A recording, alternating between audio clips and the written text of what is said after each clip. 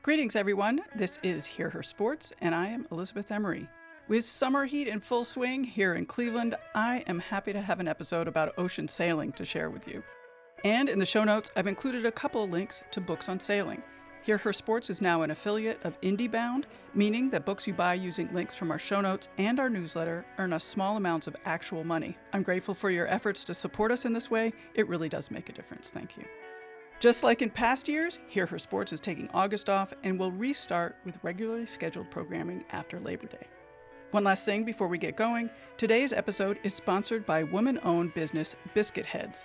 Owner Shonda Moy, a former star collegiate softball player, currently has a crowdfunding campaign to purchase a biscuit mobile so she can drive to a bunch of Cleveland neighborhoods and surrounding areas, spreading the joy of homemade, delicious, fresh, made-to-order biscuits and biscuit sandwiches.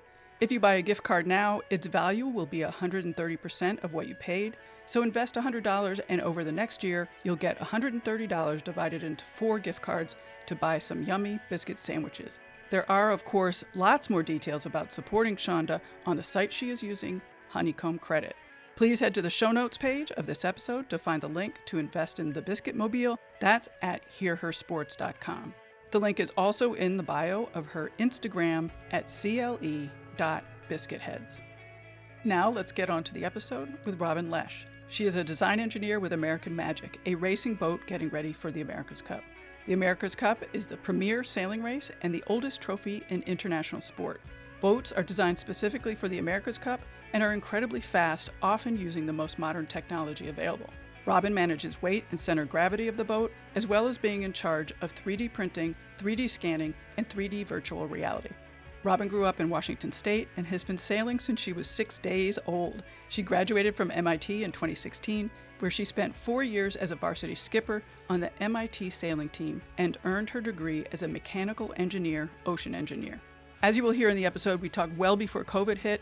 After a 5-month hiatus, the boat Robyn is working on is back in the water as of this week in New Zealand. In the show notes, I've included links for videos of the boat's first sail there.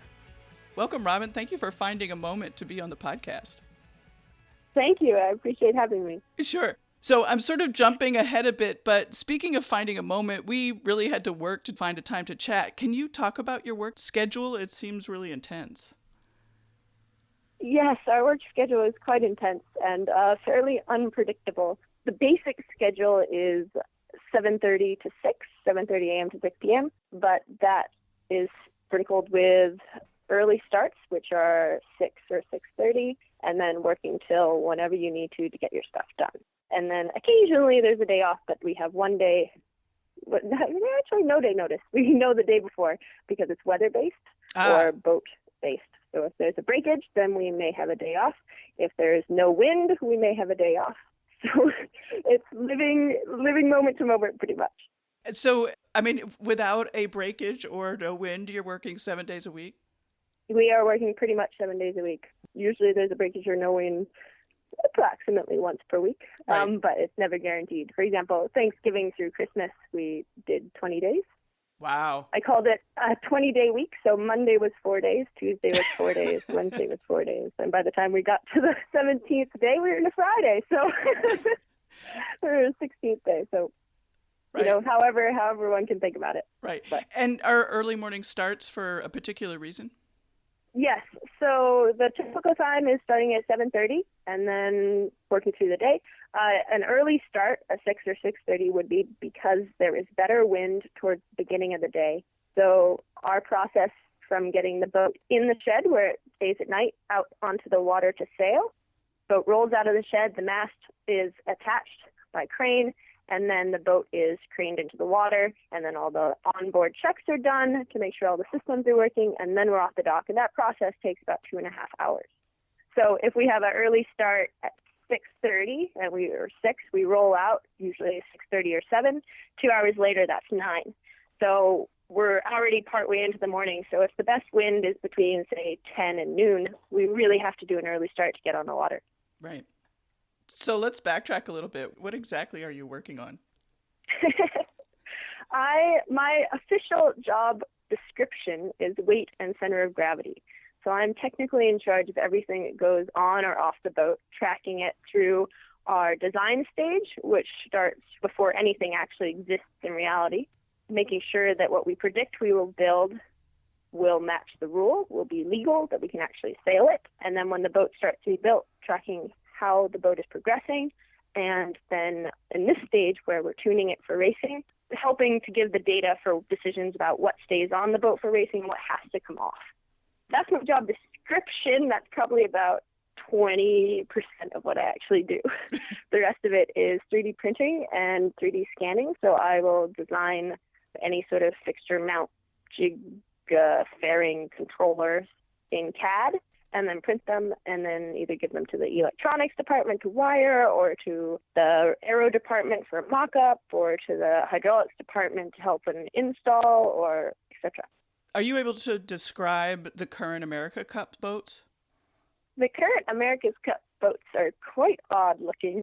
If anyone's familiar with sailboats, they are a monohull, which means they have one hull, unlike the last America's Cup where a catamaran where they had two hulls. The hull looks like a pretty normal boat, but then it has these two weird foil arm things that stick out the sides. When I describe it in person, I just stick my arms out to the sides, sort of like a crab or something. They've got these two weird arms with foils on them, so sort of like an airplane wing. Instead of aerofoils, they're hydrofoils, so they're foils under the water, which lift the boat out of the water. So when the boat is sailing, there's only two sort of surfaces under the water supporting it, and then struts coming up from those hydro surfaces, and the boat is suspended in the air. And when I was getting ready for the interview, I saw that the weight is super important. Like, you have to be exactly the same weight as everybody else. Is that true? I was a little bit confused about that. Yes. So this is my first America's Cup. Many of my coworkers have done multiple cups before. And this rule is a little bit unusual in that there is no min and max weight. You don't have any flexibility in how much you can weigh. Usually you'd want to be lighter on a lighter day if there's less wind, and then you want to be heavier on a heavier day or something like that. This rule, you have no flexibility at all. We have to be an exact weight with a 1% measuring margin. In other words, I get 1% below the maximum for scale error and difference in gravity. So there's 12 kilo difference between here and the UK in terms of how much the boat will weigh because of the change in gravity. Wow. Who knew? So factors like that. Yeah. I know, right? I was like, well, isn't gravity 9.82? But it varies based on your latitude. That's incredible. So where are the compromises needing to come from? Everywhere. So compromises have to come from all over the boat. From the beginning, we were like, okay, we need to make everything as light as possible. Anywhere we can save weight, we need to do it. So the mechatronics and electronics and systems divisions have done a great job of saving every ounce that they can everywhere. And then we can put any weight that we do have into control systems or structure in the boat or speed-making devices. It sounds like it's hard to get to that weight. Is that correct? Like a normal boat would be much heavier. Yes. This boat, with sailors, it's 7,000 kilos. Without sailors, it's 6,400 kilos. So times 2.2, it's a 75-foot boat. And it is 1,400 pounds. I only work on kilos nowadays. It's 6.5 times 2.2. So 1,500 pounds. So it's a huge boat that's quite light. And a bunch of that weight is in the foils. Oh, okay. So the hull itself is super, super, super light. A few thousand pounds. If I got onto the boat, would I notice right away that it was light or different? Or, I mean, other than how it looks with the arms? It's a race boat. It's definitely a race boat. I remember growing up on cruising boats. There's lines everywhere. And, here's your halyard, here's your Cunningham, here's your sheets, here's your winches, here's everything. The first race boat I got onto, I was like, where are all the lines? It's as minimal as possible. So, for example, the deck is pretty much entirely bare. There are no extra features of any sort. It's as smooth and as aerodynamic as possible. The reason for that is this boat, unlike most sailboats, is going at 40 miles an hour. So 40 miles an hour, any small, like you're like, oh, it's just a mount for this, or it's just a bolt that attaches this. Any small feature will create a lot of turbulence, and that turbulence is drag, and that drag will make the boat go slower. And since we're trying to win the America's Cup, we're trying to go as fast as physically possible. So anything that is not absolutely necessary is not there. I'm so glad you said 40 miles per hour, because I've never known how to translate knots to miles per hour. Yeah, I did convert. They're similar. You're not wildly off if you think of them as the same. Miles per hour are faster. So if it's 40 knots, then it's more in miles per hour by like some. It's like 44 or something. It's not crazy. Cool. Be more impressed than the number, and you got it. That's fast on a boat, 40 miles per hour. Yes, it sure is. I mean, we've gone over that. There's a race in Sardinia coming up, pretty quickly. What are you hoping to learn there? Yes, there sure is. The races before the America's Cup, starting with the one in Sardinia, are really interesting and important because they are the only times where we can sail our AC 75 against other AC 75s. We are not allowed to go out and just race one team versus another team casually. We have to sail on our own separately until these events. And these events are the only times where we can line up one next to each other and see how fast we really are before we get to the really important regattas in New Zealand. That's cool. Yeah. Who's going to be there? Everybody? These events will have everyone at them because it is required. Oh, okay. America's Cup is weird in that each time it happens, the person that won the cup gets to make the rules for the next one, which seems like a bit of an advantage, but it's also a heck of a lot of work, so maybe it balances out. It is required to sail in these events if you want to sail in the America's Cup Series. Got it. And will you be there, and what are you going to be watching for? I will not be there. I will be located in Bristol, sort of monitoring the build of Boat 2 a little bit, and then I will head straight to New Zealand, where our base will be set up in June or July or so. How much will you be able to change after the Sardinia race? So technically, this boat, Boat 1, it's a race boat because it's going to race the series, but it is not a boat that will race the America's Cup. So we can implement things that we learn in these events into Boat 2 that will race for the America's Cup. I guess I'm wondering a little bit about the turnaround time of manufacturing different parts or creating different parts. Yes, the turnaround time is always a challenge because the one thing in the America's Cup that we don't have in excess is time. There's very, very limited time. So that's one of the reasons the 3D printed parts are so useful, is that I can CAD them, print them overnight, and hand them to whoever needs them either the next morning or a couple hours later. So that instant turnaround is super valuable because something breaks and we need this thing, or we need to make this change and go sailing at 6 a.m. the next day. It's that sort of invisibility of turnaround. You don't need to go to a machine shop and wait 3 days. Mm-hmm. In terms of build of the boats, it's sort of amazing how the design works. So the design overlaps with the build. In other words, we're trying to build the boat so fast that the designers release the parts of the boat that they know are going to be a certain way. And while those are being built, the designers kind of figure out the rest. So designs are released as they are needed, in essence, because we want to condense the schedule as much as we can, because then we can learn from the prior boat and implement those changes or that knowledge further down the line. So that puts a lot of pressure on the builders because they don't have any information about what is going to go on top of this, or what is going to be the next shape, or what's going to be the next piece. And it puts a lot of pressure on the designers because the builders are almost done with the last thing and now they need the next thing. But it's the only way to build a boat as fast as possible with the most maximum information. Yeah, talk a little bit about how big your team is, and you're so tightly linked in what needs to be accomplished and how. So talk about how that works and how it's been to learn how to work with a team that big and with the time pressure. Our team is fairly big, and it's also a little bit spread out because we're in multiple locations across the globe, in Bristol, Rhode Island, and in Florida right now, and then we have an office in Spain. well, soon to have New Zealand. So we are really spread out. But I think one of the keys for me was to understand what each person's sort of area of responsibility is. It's a very sort of free-flowing structure, but everyone has their responsibilities. For example, if anyone needs anything weight-related, they come to me, or 3D printing-related or scanning-related, or anyone needs any display information, they go to my coworker Elvira, etc. For me, personally, understanding what everyone's area was made it much easier to go to exactly the person I needed wherever they were based.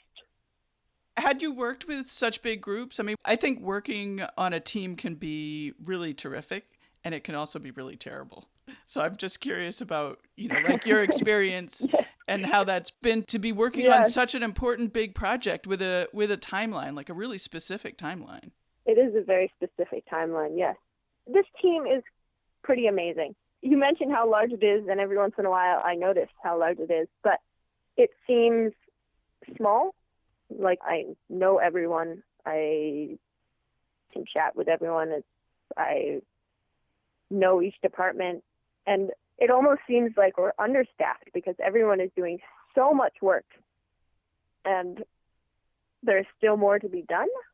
So it never seems like the team is huge because everyone is working on important things all the time, which is interesting. Right.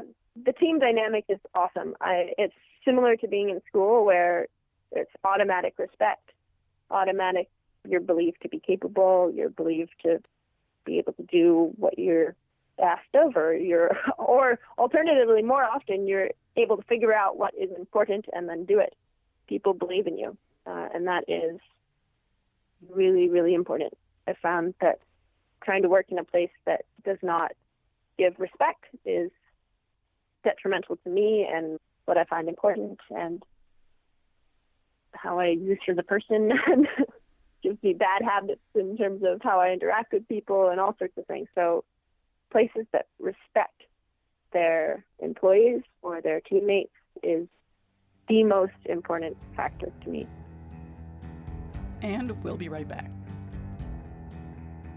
Now a little bit more about Shonda Moy of Biscuit Heads. Since she soon will be driving around in a new biscuit mobile, bringing people of Cleveland biscuit sandwiches, I've asked her why biscuits. Because biscuits are good. They're buttery and flaky. Like, why not love biscuits? When I lived in the South, like, that was just a staple, right? Every menu, you would have biscuits and pimento cheese and deviled eggs. Everyone has some sort of relationship with biscuits, right? You talk about biscuits, you describe biscuits, they see it, they smell it. Like, it definitely hits a note with them. It's that comfort food. And when people eat them, like, they think about, their childhood or that time when they had delicious biscuits and it's been so long and now they're, having some with us. So being able to provide that, bringing that nostalgic feeling to folks of Cleveland. What's been your favorite part of the job?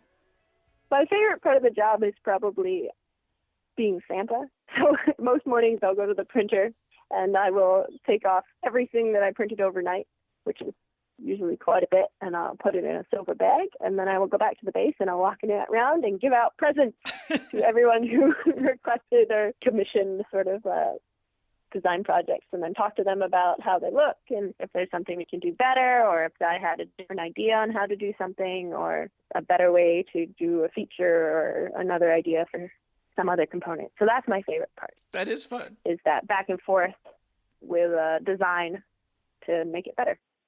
When you were in school at MIT, did you know that this job existed? Like that somebody was doing this thing? I had no idea that this job existed. I was lucky in that I kind of begged my way into this very odd program, which was go and visit the Oracle base for 3 days. I still don't quite know why the program existed, but I convinced someone to let me into it, and so I got to visit Bermuda for 3 days. And that was the only way that I knew the America's Cup world existed, kind of. I mean, I'd seen America's Cup on TV, and it was amazing. It was kind of like, whoa! But I didn't know anything about the fact that there are bases and there are teams of hundreds of people, and there's design, and there's all this stuff. So I got that tiny sneak peek, but I kind of forgot about it, I guess, and went on with my school and exploring and sailing and etc. And then through Oakcliff, got this job offer. Actually working with some people that I met on that trip. So it's sort of, the world comes full circle. What had you thought you would be doing after school, given your degree? My degree from MIT, mechanical engineering, ocean engineering, often goes in two directions. One is offshore oil and gas, or military, like military research. And I have inverse interest in both of those. I know, I was going to say, I think you picked the best option. Yeah. I decided pretty quickly I was not going to go in either of those directions. But my major is quite small. It was 4 or 5 graduating students my year. So I figured, well, there must be a lot of other stuff to do, just nobody does it. So I decided to do whatever else I could find. So graduating from MIT, I went to Oakcliff and decided to explore the sailing world, see what happened. My bailout was fly back to Seattle, live with my parents for a month, get a job in Seattle, working something random, and then apply for jobs in San Francisco, and then move to San Francisco. That was my plan B. If the sailing world falls apart, I have something else that's cool, and it'll be fun as well. And that kind of gave me the freedom to just jump in and see what happened. Do you still get to sail regularly? That is the one downside of my job. I sail significantly less than I have in the last 7 years. College sailing in school, I sailed 6 days a week. 2 of those days were regatta days, so that was solid 20-something, or more than 20. A lot of hours of sailing per week. And then at Oakcliff Sailing, I was sailing every day. And here I sail every couple of months. So significantly less sailing, but I will always be a sailor. And I will return to racing when my job gives me more time. Right. And what are your long-term goals? What would be next after this? What is next after this is a really interesting question, because I've been told multiple times by many, many people on the America's Cup that the America's Cup is very weird because you put your full essence into a job for 3 years and then it stops. It ends. There's nothing else. It's a dead end. Sorry, not dead end, because if you do well in the Cup, maybe hypothetically in a year or 6 months or 8 months, you'll be hired to another team. But in between, it just ends. There's nothing. You go from full 24/7 constant to, oh, well, done. Back up, and everyone go their own ways. So the only thing that's pretty determined that I'll do after this is take a vacation. Sure. That seems to be the most recommended activity post-America's Cup. Job-wise, beyond that, one of the reasons I became the 3D printer lady, queen, whatever, is that I have thought 3D printers are super, super cool for a very long time, and I haven't gotten any opportunity to use them. So because they weren't being used here, I just started printing things, and through the last 2 years have learned a huge amount about additive manufacturing. We're partnered with Stratasys, and I work with a gentleman at Stratasys weekly, sometimes daily, definitely weekly, and I go to events with them and talks for Stratasys and 3D printing conferences. So I could go into an additive manufacturing direction. I could stay in sailing. I could go to design because I've learned a lot of CAD and 3D modeling. There's a lot of different areas. I have always figured that if I can understand what a company wants from their employees in a job, I can present my unusual experiences in a way that makes me one of the only candidates that has anything like my experiences. It's on me to state what I have done in a way that is attractive to what the job needs, but if I'm able to do that, maybe I can go in whichever direction I would like. We'll see. Did I hear you say that you were the one that brought 3D printing to the project? I played a huge part in bringing 3D printing to the project. We had an Ultimaker, which is a little desktop printer, which I'm looking at one. We still have a couple. And I was learning the CAD software because I decided that I should probably learn the modeling software that we use. And then I was like, well, nobody's using this printer, so I'll just print this thing and see what happens. And then I did, and someone said, "Oh, Robyn, you're using the printer, yeah?" And I was like, "Yeah, was that okay?" And they're like, "Yeah, could you print me this thing?" And I was like, "Sure." So I started printing things on the Ultimaker, and then we were printing straight out on one Ultimaker. I said, "Okay, we need a second one." So we bought 2 Ultimakers, and then we were printing straight out on those 2. And the quality is fairly good for a desktop printer, but we needed something that was a lot faster, just for all the things that were being needed. So I said, okay, we need a real industrial 3D printer. And I looked at 3D printer companies and reached out to a couple. And Stratasys was really the absolute perfect fit. They had some partnerships with Penske Racing, which is one of our team principals, and they were super excited about starting a partnership. So we have a performance partnership with Stratasys, and that relationship is wonderful. We print crazy things for crazy applications, and they help us do so. That's so cool that everybody jumped right in when you started. That's awesome. Yeah. Well, I want to thank you for making the time to talk to us. Is there anything that we didn't get to that you would love to talk about? So the other 2 things I do is 3D scanning and virtual reality. But I don't know that I can talk much about what we do with the virtual reality. I can put the boat in virtual reality, and that helps people look at the boat before it really exists. Oh, that's cool. Wow. Yeah. And then 3D scanning, we can scan something to check what its shape really is, compare it to CAD and see how the build shape compares to the design shape. And then we can also scan a part, put it into CAD, and then create a shape around that piece. We can make parts fit reality without a lot of shaping and fitting and sanding. The scanner is very valuable. It's a cool tool. Yeah, I saw you working on the hull, which seemed really cool. You were scanning the hull and making a top piece, I guess. Yes, that was a cool little project. So that was scanning the sort of the fairing around the bobstay. So bowsprit is the thing, that weird pole that sticks out off the front of the boat. The bobstay is the wire that holds the bowsprit, and then that bobstay goes into a hole in the hull. And that hole in the hull is a shape. And so I scanned the bobstay slot, that hole in the hull, with the 3D scanner, put it into CAD, designed a fairing to make that hole smooth, to fill that smooth and match the hull shape. And then I printed that shape on the printer. And then that went to the boat builders, and they installed it and sanded it and paired it. So that was a full circle project. Yeah. I just think that's so awesome. Well, thanks so much. Thank you very much for being here. I appreciate it. Certainly, Elizabeth. I'm always excited to talk to anyone. One of my personal reasons for taking this job is that I can share what it's like as a young engineer in engineering in general and in sailing, and that there is a huge amount of advanced technology in sailing, and that it's an exciting place to be, and just to not exactly mentor, but support any young engineers in any way, or engineers of any age. So anything I can do to share or encourage or talk or anything, I'm always 100% down for. Great. I always find it interesting where these jobs that, like, how would you know about it? But it's such a fascinating, really terrific opportunity for someone. Yes.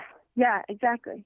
One of the things I figured out is it's impossible to know that these jobs exist, and it's impossible to, some people can do it, and that's amazing. Fixate on one job and decide that is what they're going to do and get there and do it. I think it's much more realistic and more fulfilling to figure out sort of a job area and then be excited about it and do everything that pops up. Just sort of go after something and see what happens. So, for example, in sailing, I just started at Oakland because it gave me the most knowledge, connections, opportunities, information about sailing, the sailing world. And then I jumped on every opportunity that arrived, every event, every meeting, every talk, I just said yes a lot and was excited about what I was doing.